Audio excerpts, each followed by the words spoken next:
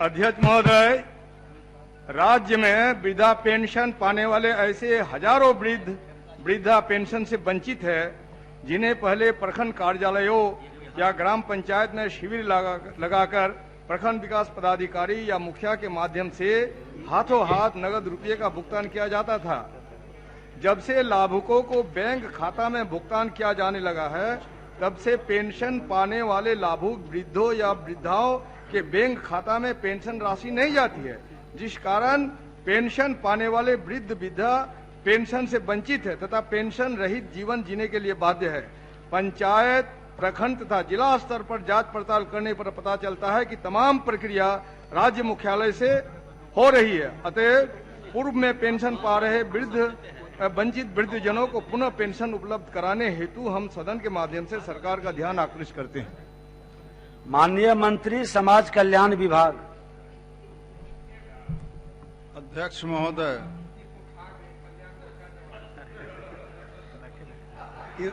इसीलिए तो अकेले दरभंगा में बचे, अगले बार वो साफ हो जाइएगा। अपना जवाब दे माननीय मंत्री जी। प्रखंड स्तर पर शिविर आयोजित कर पेंशन वितरण में कठिनाइयों के कारण ही राज्य स्तरीय डायरेक्ट बेनिफिट ट्रांसफर के माध्यम से पेंशन वितरण पेंशनधारी के बैंक खाता में किया जा रहा है।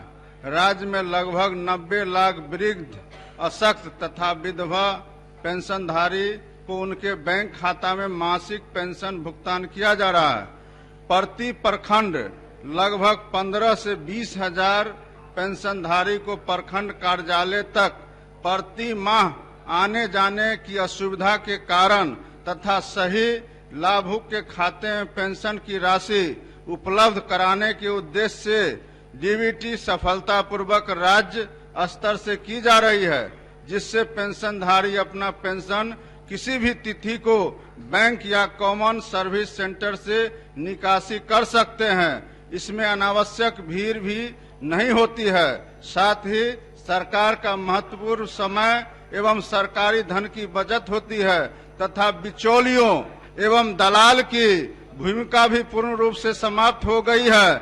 वर्तमान में मुख्यमंत्री वृद्धजन पेंशन योजना के अंतर्गत 24 लाख से अधिक वृद्धों को तथा इंदिरा गांधी राष्ट्रीय वृद्धावस्था पेंशन योजना के तहत 45 लाख से अधिक वृद्धों को पेंशन की राशि उनके बैंक खाता में नियमित रूप से प्रति माह डीबीटी प्रक्रिया के माध्यम से भेजी जा रही है। वर्तमान में जनवरी माह तक के पेंशन का भुगतान किया जा चुका है तथा फरवरी माह के भुगतान के लिए बैठे नहीं बोलिए, पहले भी निर्देशित किया गया है। सरकार द्वारा समय समय पर प्रखंड स्तर पर छूटे हुए लाभुकों की जानकारी एकत्र कर उनके बैंक खाता तथा अन्य जानकारी को पोर्टल पर संधारित कर सुनिश्चित किया गया है। साथ ही विभिन्न अभियानों शिविरों के आयोजन के बाद भी यदि किसी वंचित लाभुक को भुगतान नहीं मिल पा रहा है तो ऐसे लाभुकों की सूची नियमित रूप से प्राप्त करते हुए उनके भुगतान हेतु कार्रवाई की जा रही है।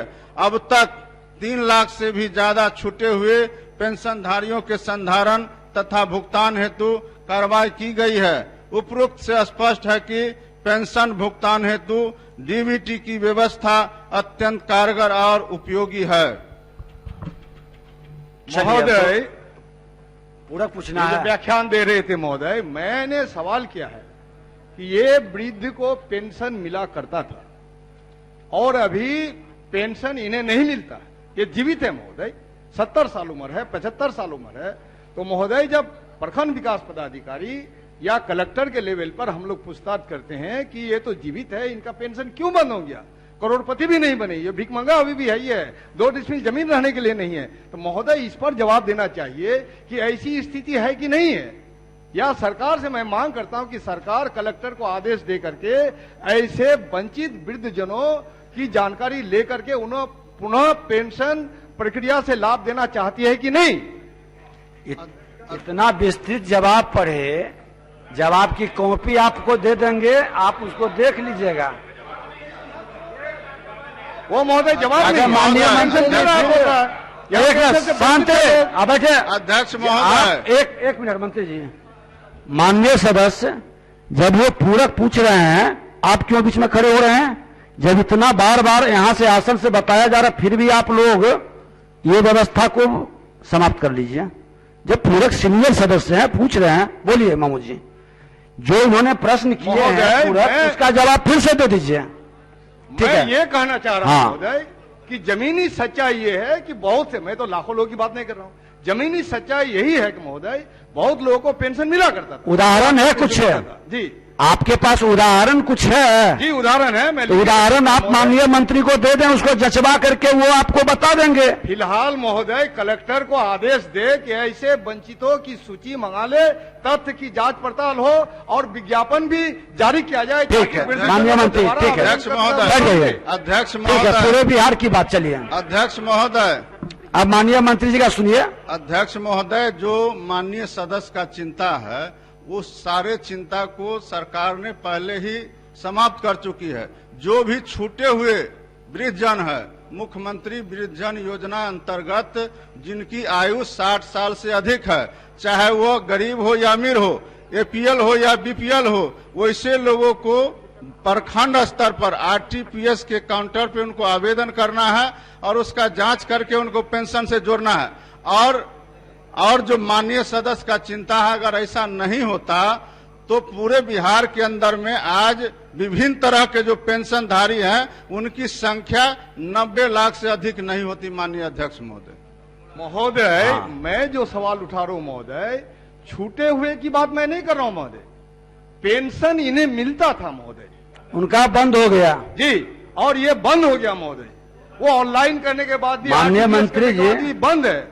ऐसे अध्यक्ष लोगों को महोदय, दोबारा ये पेंशन देने की प्रक्रिया शुरू करना चाहते हैं कि नहीं? हाँ। सिंपल बात है जिनको महोदय। भी पहले से पेंशन मिल रहे होंगे और अगर किसी कारण से, चाहे वह आधार कार्ड या खाता, बैंक खाता के वजह में कहीं त्रुटि रही हो, वैसे लोगों को हमने अंत में जवाब दिया है कि वैसे लोगों को आयोजन करके शिविर के माध्यम से उनका जानकारी इकट्ठा करके, और अब तक 3 लाख वैसे लोग जिनको पहले से पेंशन मिल रहे थे और खाता या आधार कार्ड में कहीं गड़बड़ी था जिसके कारण उनको पेंशन नहीं मिल रहे थे, वैसे लोगों को चिन्हित करके सुधार करके और अब तक 3 लाख लोगों को पेंशन की राशि हम लोगों ने खाता में डाल दिया है। बावजूद इसके अगर एक भी गरीब कहीं छूटे हुए होंगे तो उनको यह व्यवस्था है, और समय समय पर हम लोग अखबार के माध्यम से भी विज्ञापन निकालते हैं कि कोई भी गरीब अगर कहीं छूटे हुए हैं तो उनको यह प्रखंड में भी व्यवस्था है,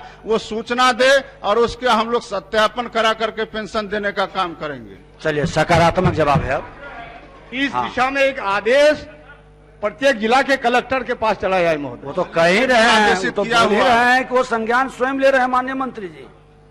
वो तो पूरे जिले के लिए, पूरे बिहार के लिए ले रहे हैं संज्ञान। अब सुदामा जी, आपके नेता बोल दिया, अब आप कहां उठ गए? नेता के ऊपर पूरक। ना चलिए चलिए